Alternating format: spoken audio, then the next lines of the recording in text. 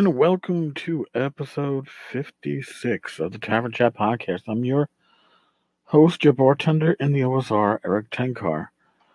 So the main proprietor of the Tenkar's Tavern blog. So, today, it's going to be a trip down memory lane for me. I'm going to go over some of my experiences with different RPGs, with who and when. These little things stick out in your mind. It's amazing what kind of timestamp this shit is. But before we even touch that, ENnies voting for 2018 is live. I will give a link in the blog post that accompanies this. Just a reminder of what we're looking for. Jason Hobbs, best podcast for Hobbs and Friends of the OSR. Zach Smith, best interior art, best monster accessory, best setting, best writing, product of the year for Frostbitten and Mutilated. Jacob Hurst, best adventure, The Dark of Hot Springs Island. That's also product of the year. James Raggy, best free product, Vaginas and Magical. Best cartography, that's Glenn Steele for the Midlands. And best ebook scenario from Ontario, Kyle Chenier. I'm sure I'm pronouncing that last part wrong, but hey. So, ENnies 2018 election, just so you know, this is part of their disclaimer. In the end, we at the ENnies subscribe to the democratic principle of one person, one vote. We ask that you not vote more than once. This includes voting on different devices, computers, smartphones, etc., and that you not ask others to do the same in order to stuff the ballot box. As such, you will not be able to change your vote once you have submitted your selection. Now, here, I'm going to give the link right now. ENnie, ENNIE awards.com/vote/2017/ don't know why it's 2017, but the 2018 election. And that works. So yeah, specifically tell you to not stuff the ballot box, and they specifically tell you how to stuff the ballot box.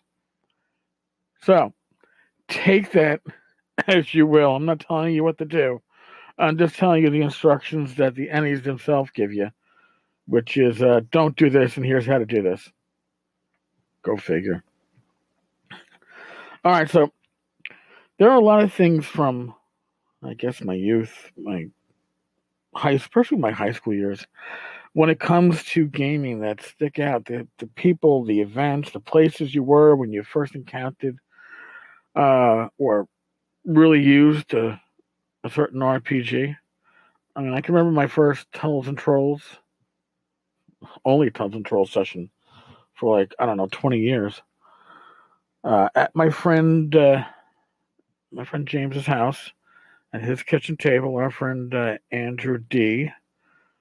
pulled out Tunnels and Trolls 5th edition and told us it was the most amazing game in the world. And my D&D sensibilities rebelled against that.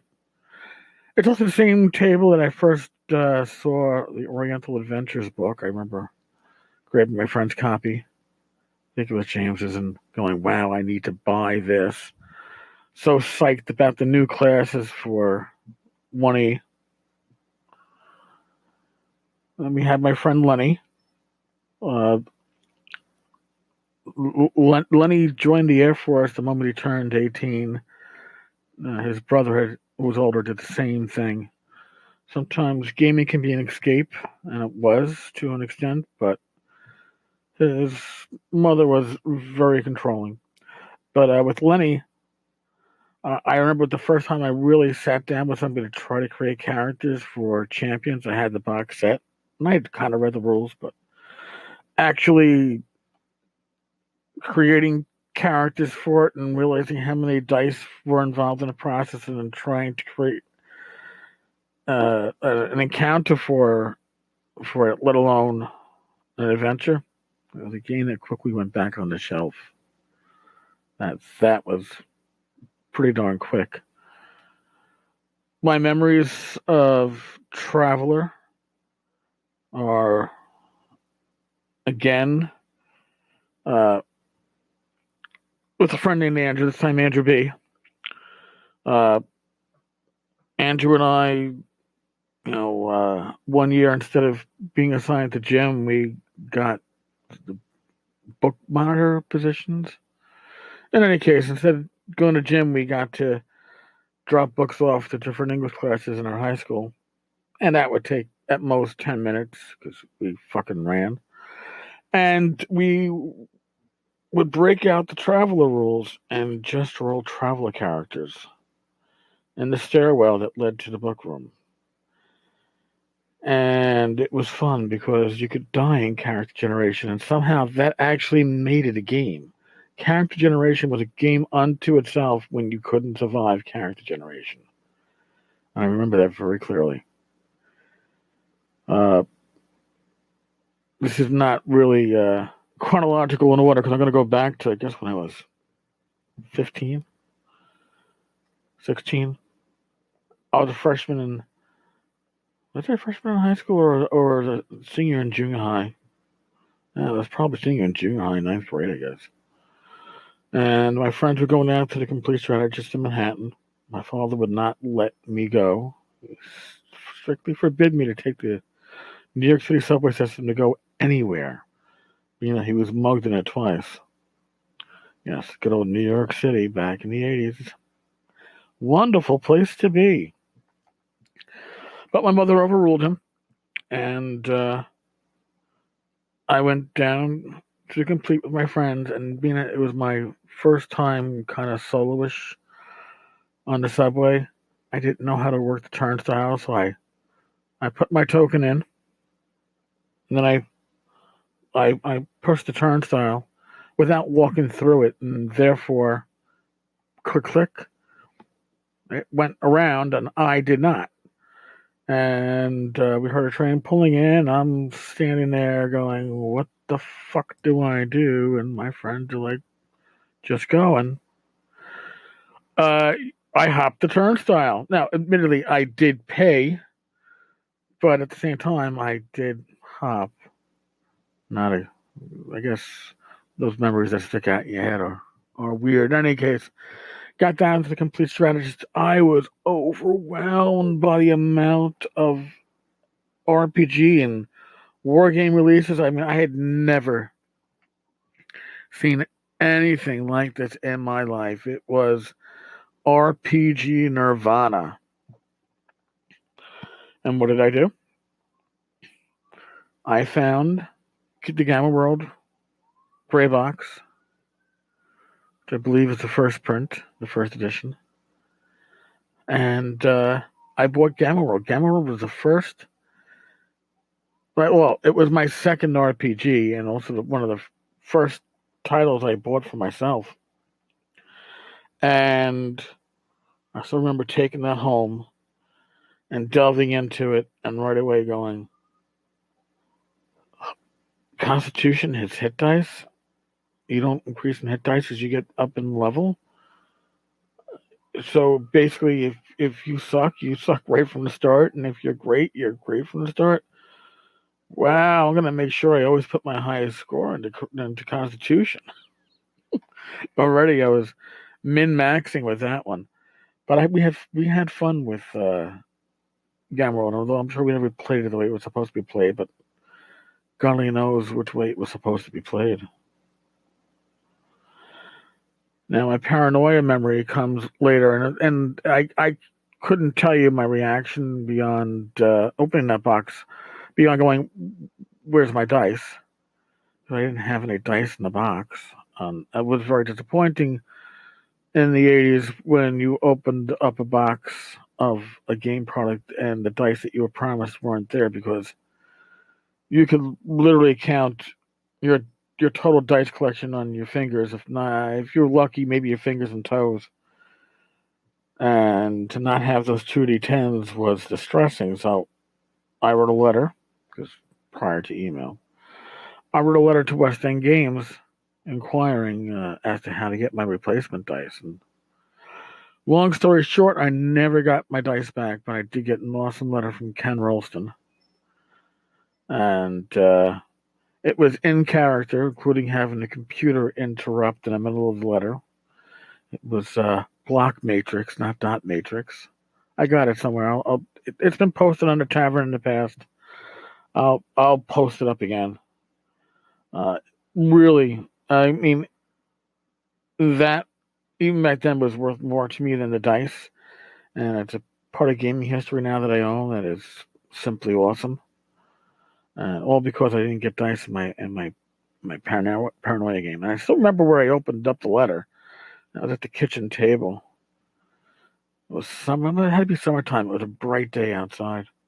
Again, these are gaming images, gaming memories that are just burned into your head, burned into my head. Even my first game session, which I've mentioned in the past, my DM didn't have the player's handbook. We had to call a friend to see if my fighter leveled. We were playing in his bedroom, on the floor, on the carpet. It was a shag carpet because shag carpet was the thing in the early 80s, 90s. Well, early 80s, late 70s. Shag was the thing. Probably 79 or 80 when we did that. And after we played D&D, we played some Intellivision. He had, what was it? Adventure. And that was so freaking cool. It was like, oh wow, I just played this on graph paper, and now I'm playing the same thing on the TV screen. Video games back then, especially those like that you wanted to pretend were like D&D, required just as much imagination, if not more, to make it fit your expectations. So yeah, this is just a little. I'm interested in your memories. I'm interested in what sticks out from your beginnings in this hobby of ours in gaming.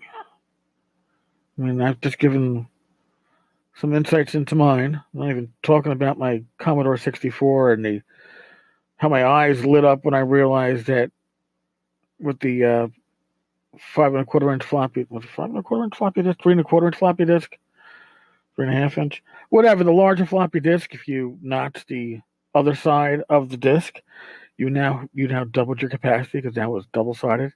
The secret they never told you. That was an eye opener. But I'd like to hear your stories. You can leave them as a comment on the blog post that goes with this. You can leave it as a voicemail. But I'd like to hear your stories, the early stories of your gaming memories, things that help define what became you as a gamer. What you've turned into now is often directed, or the seeds to it are very early in your gaming experience. And I'd like to hear your stories. So please leave them. On that note, again, ENnies, vote. And I'm not going to say vote often because that's strictly prohibited. But if you were going to, I already told you how not to do it, according to ENnies themselves. God. All right. Be safe. God bless. Roll your dice well. And I will come back with you tomorrow. I think I'll delve into Labyrinth Lore tomorrow. That should be fun. Oh, and just a reminder, today is a Wednesday. That means Tavern Chat, 9 p.m. Eastern Time, on the Tavern's Discord server. That should be a happy experience. Join us. On that note, I'm out of here.